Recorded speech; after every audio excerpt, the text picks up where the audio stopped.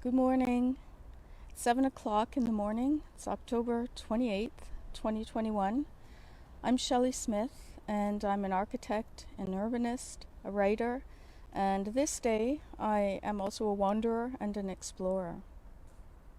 On my walk for Walking Landscapes Aarhus, I'll be using the line of the ring road as a point of departure and also a point of arrival along its own route. And as a piece of infrastructure, the function of the ring road is actually to join, and it's born from a desire for speed and practicality. It's slung out from a forest in the north to a forest in the south, and it curves around the city, joining but also separating. Despite its clarity as a continuous line on paper and in space, its startings and endings are actually much less clear.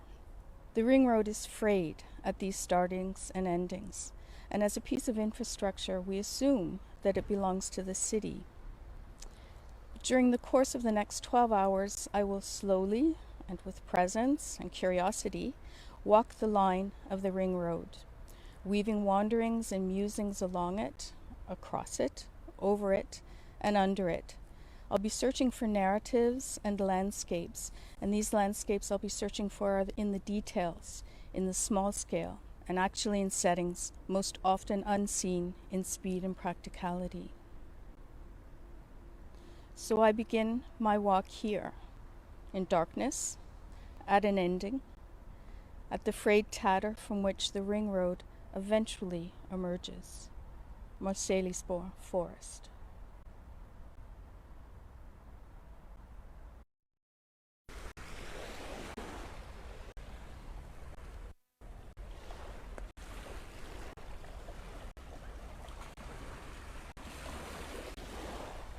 I'm not quite ready for the road yet.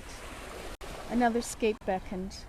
Water was close by, the coast, the place where the ring is not complete. I'm still in the tattered fray, but now I'm watching water. I'm watching ebbs and flows,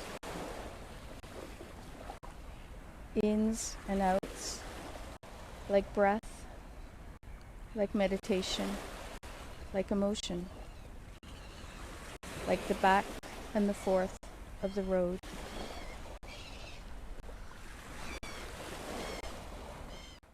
There are grays and there are greens. There are diagonals meeting grass, and they do so as individuals. Tickety tack, tack, tack. Fastness stopping abruptly. Slowness absorbing, infringing, sneaking in. One side moves with the wind and one does not. Seen from one perspective, a line of mountains stretching out infinitely. Seen from another perspective, an unresolved situation.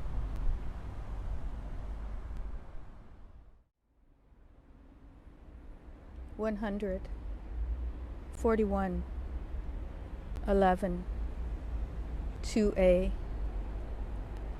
$40, $1A, $5A, $200, $42, $41. Secret numbers to unlock the code of infrastructure. 5A. This is serious ring road. 202. The logic schedules. On time. 3 minutes late. Uh-oh. 1A. 14. Crossing each other. A wave. A stop. A start. Entangling at a hub. 41. 42. 200, 5A, 1A, 40, 11, 2A, 41, 100.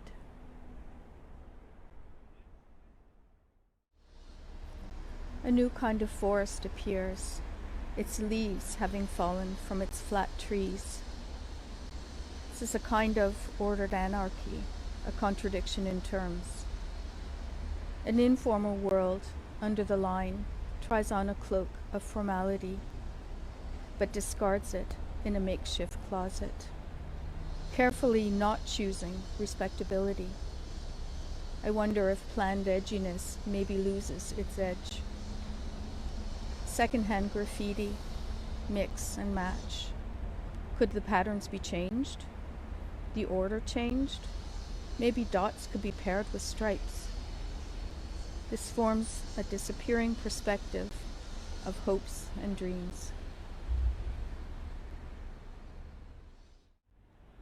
This place used to be a different one, and before that, it was a swampy meadow, a different one again. And now it is called K. K for culture in Danish. Something new once more. Everything changes. I have changed too. The me that wanders here today is not the me that explored here 10 years ago, 20 years ago. Everything changes. Despite mud and water, despite bolts and iron, everything keeps shifting. Everything in flow. This is a dizzying thought. Switches for fast changes, immovable. What gets left behind in the flow? And how is it, actually, that we remember? Is it through things? Is it through thoughts? I wonder what memories have been lost here, covered by grass and sand.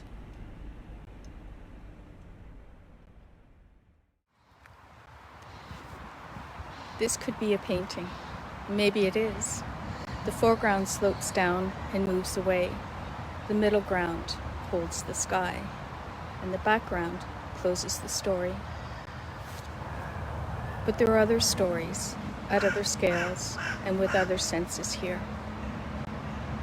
This could be a painting, and maybe it still is, but it's not silent. Close by are sounds that match.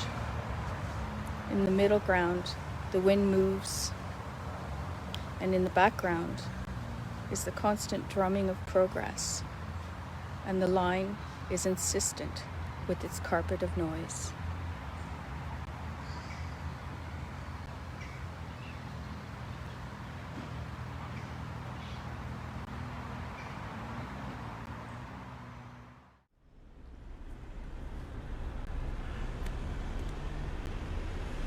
Sometimes I just think, wow, that this could happen.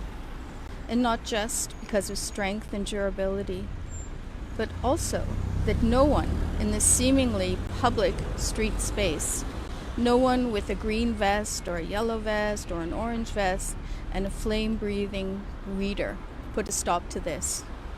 And now it kind of seems too late to do anything about it. I really hope so. I wonder how long this magic took to happen.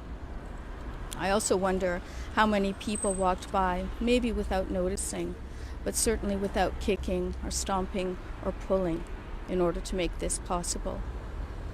And now some mossy friends have lined up in a partial ring. Yeah, wow. This has become a much better corner because of this little bit of magic.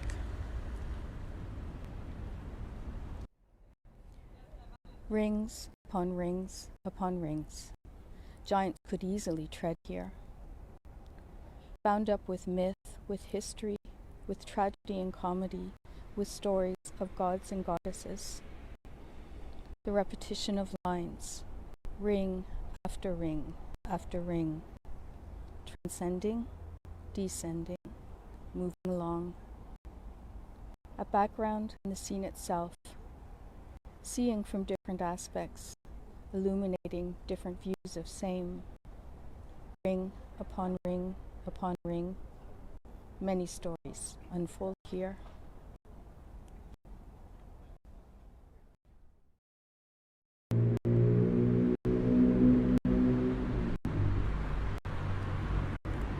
These rocks have been captured 3 times. formed over millions of years, and under the weight of the earth, their birth was slow. We know these rocks as granite, but their real name is igneous, coming from the Latin ignis, meaning fire. Once they were fluid, flowing as lava or magma, and when they cooled, they were captured in solid form. But they never came from here. They came from different landscapes, perhaps from Brazil or from China, Canada, India or Finland. They were captured again, removed with force, and brought to a foreign land. And here they are, captured for a final time, contained within a metal cage, but the fire still sparks in glimpse.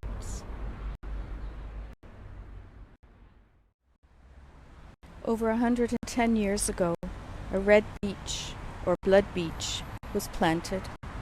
It is still here, but now it stands on an island surrounded by asphalt. It is absolutely enormous. Its lower branches sweep the grass island and the asphalt sea. It is now protected. That means that it can't be removed without some pretty good reason. But I wonder how deep its roots must dig to stay alive, and how hard its leaves must work for it to remain upright in a toxic fume. Somehow it manages. Somehow. And it has become a landmark in a tiny landscape, a beach on an island in the sea.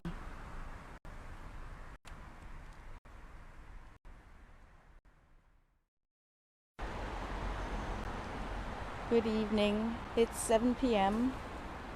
and I end my walk here in darkness at a beginning, in the frayed tatter where the ring road disappears in Risco Forest.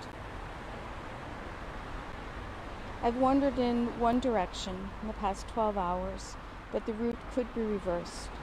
Beginnings can be endings. That is also the case in the nature of infrastructure.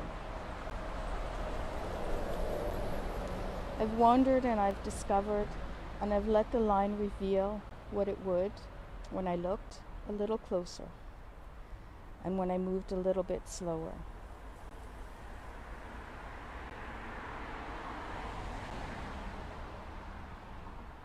And although linearity has directed the route, I've woven across and over, along and under the line, and I've tried to let things pop out and make themselves known. So I will leave you here, and I will leave the line, and thank you very much, Walking Landscapes Aarhus, for the experience. Bye.